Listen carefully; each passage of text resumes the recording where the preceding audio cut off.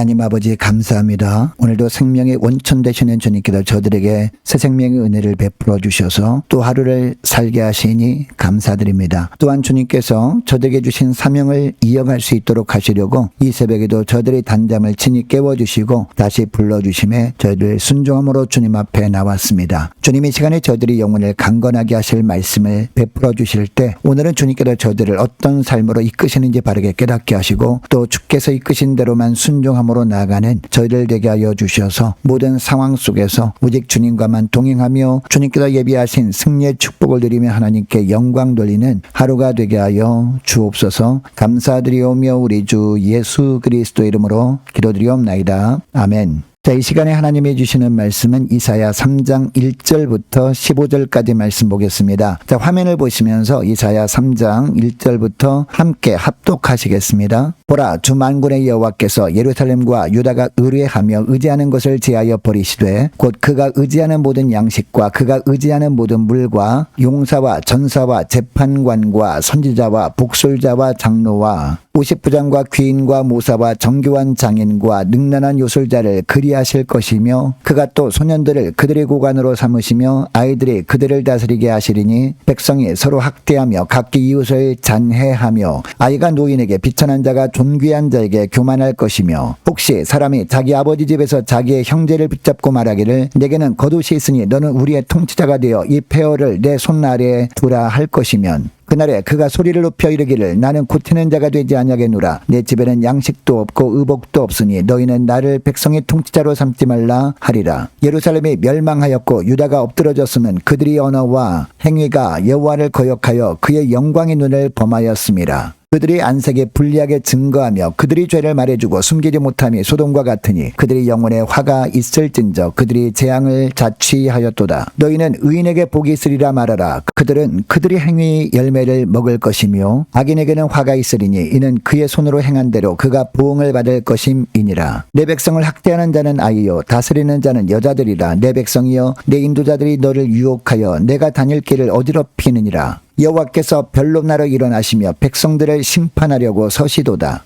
여호와께서 자기 백성의 장로들과 고관들을 심문하러 오시리니 포도원을 삼킨 자는 너희이며 가난한 자에게서 탈취한 물건이 너희의 집에 있도다. 어찌하여 너희가 내 백성을 짓밟으며 가난한 자의 얼굴에 맷돌질하느냐. 주 만군의 여호와 내가 말하였느니라 하시도다. 아멘. 여러분, 목마른 자에게는 생수가 소중하고 병든 자에게는 의사가 소중하고 길 잃은 자에게는 인도자가 너무나 소중합니다. 그러니까 우리가 삶 속에서 가장 소중하게 여기는 것이 우리가 가장 의지하고 신뢰하는 대상이 되는 겁니다. 그런데 우리에게 가장 소중한 것이 생명인데 이 생명을 주신 분은 바로 하나님이십니다. 이 하나님께서 우리를 창조하셨고 우리를 지켜주셨고 앞으로도 지금도 지켜주고 계십니다. 그리고 우리가 누리는 모든 것도 다 하나님께서 값없이 베풀어 주신 것들입니다. 그러니까 세상에서 우리가 누리는 모든 것은 다 하나님이 주신 것들입니다. 그러므로 우리는 하나님을 가장 소중히 여겨야 하는 겁니다. 모든 상황 속에서 하나님만을 가장 소중히 여기며 무슨 일을 하든지 그 하나님의 도우심과 지켜주심을 사모하며 사는 오늘 하루가 될 수 있기를 축복합니다. 여러분, 그런데 우리가 하나님을 가장 귀한 분으로 여겨야 하는 이유들이 또 있습니다. 첫째로 하나님을 잃으면 모든 것을 잃어버리게 되기 때문입니다. 자, 1절을 보시기 바랍니다. 보라, 주 만군의 여호와께서 예루살렘과 유다가 의뢰하며 의지하는 것을 제하여 버리시되 라고 합니다. 무슨 이야기입니까? 백성들이 그동안 의지하던 것을 하나님께서 없애버리시겠다라는 겁니다. 여러분, 왜 이런 무서운 말씀을 하시는 걸까요? 언약 백성이 우상에 빠져 하나님을 잊어버린 결과 하나님이 세우신 공동체에 위기가 찾아왔기 때문이었습니다. 그래서 그 우상들을 하나님께서 제거해 버리심으로 말미암아 백성들이 깨닫고 다시 죽게 돌아오게 하시려고 이런 말씀을 하시는 겁니다. 여러분, 하나님을 떠난 이스라엘 신앙 공동체가 어떻게 되었을까요? 영적으로 무너지니까 제도적으로도 무너지기 시작했습니다. 여러분, 원래 하나님께서 이스라엘에게 왕을 주신 이유가 무엇이었습니까? 그 왕을 통해 하나님께서 나라를 다스리시기 위함이었습니다. 그래서 백성들은 왕보다 왕을 세우신 하나님을 더 신뢰해야 했습니다. 물론 처음에는 이렇게 하는 것처럼 보였습니다. 그러나 점점 주님만 의지하는 신앙이 희미해지더니 마침내 하나님보다 왕을 더 의지하기 시작했습니다.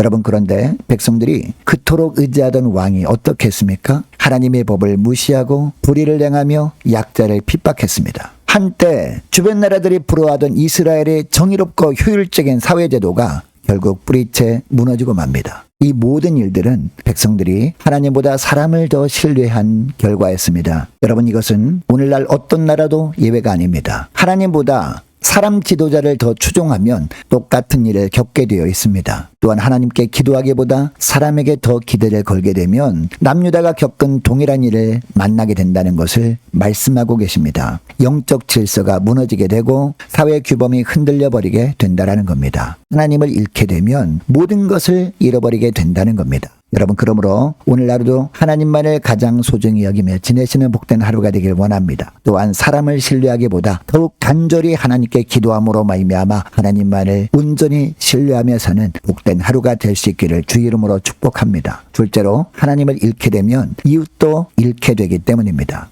여러분, 하나님을 잃어버린 자리에는 반드시 또 하나의 무너짐이 따라옵니다. 바로 이웃을 잃어버리게 된다는 겁니다. 자, 4절부터 7절까지의 말씀을 보면 어떤 내용입니까? 하나님을 잊어버리게 되면 먼저 그 믿음의 공동체 영적 공백이 생기게 되고 결국 개인의 도덕적 해이를 초래하게 된다라는 말씀입니다. 즉, 하나님과의 수직적인 관계가 무너지게 되면 사람과 사람 사이에 수평 이성적인 관계도 반드시 무너지게 된다는 겁니다. 여러분, 하나님은 분명히 고아와 과부를 불쌍히 여기라 라고 말씀하셨습니다. 그러나 남유다의 지도자들은 고아와 과부를 멸시하고 천대했습니다. 강한 자가 약한 자를 괴롭혔습니다. 그리고 이런 모습은 지도자만의 문제가 아니었습니다. 백성들 가운데서도 더 강한 자가 약한 자를 괴롭혔습니다. 하나님은 이것을 불의라고 부르십니다. 여러분, 우리는 이 남유다 백성들을 함부로 나무랄 수 없습니다. 약자를 괴롭힌 왕들을 향해 손가락질할 수 없습니다.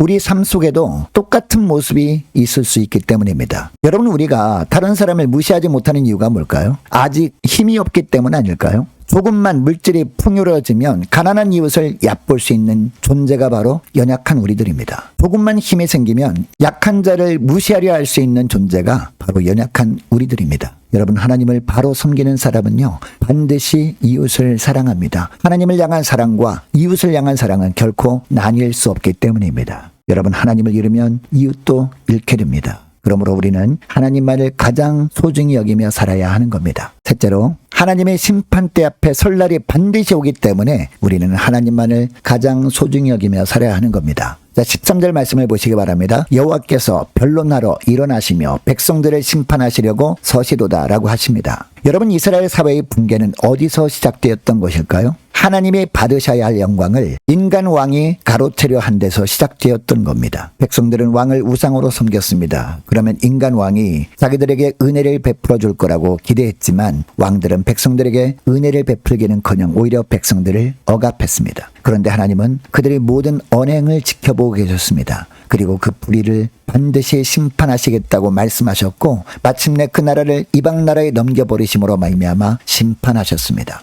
여러분, 만일 그들이 하나님의 심판하실 날이 분명히 있음을 알았다면 어떻게 했을까요? 결코 그렇게 살지 않았을 겁니다. 두렵고 떨리는 마음으로 그날을 기다리며 거룩하게 살았을 겁니다. 그러나 그들은 심판의 날을 망각했습니다. 그리고 하나님을 그저 책 속에나 계신 분 정도로 여겼기 때문에 자기 마음대로 행했던 겁니다. 여러분, 우리도 마찬가지입니다. 하나님의 심판대 앞에 설 날이 이제 얼마 남지 않았습니다. 이것을 기억하는 사람은 하나님을 바르게 섬깁니다. 그리고 이웃을 사랑하며 살아갑니다. 주님이 언제 부르셔도 부끄럽지 않게 서는 것, 이것이 오늘 우리가 준비해야 할 일입니다. 그러기에 우리는 하나님을 가장 소중히 여기며 살아야 하는 겁니다. 여러분, 하나님을 잃으면 모든 것을 잃고 하나님을 잃으면 이웃도 잃으며 하나님의 심판대 앞에 설 날이 반드시 옵니다. 그러기에 우리는 하나님을 가장 소중히 여기며 사는 복된 하루가 되어야 할 줄로 믿습니다. 여러분, 이것을 기억하시고 하나님을 가장 소중히 모시고 그분을 신뢰하며 이웃을 사랑하고 심판대 앞에 설 날을 잘 준비하며 살아가는 복된 저와 여러분 되시기를 주의 이름으로 축복합니다.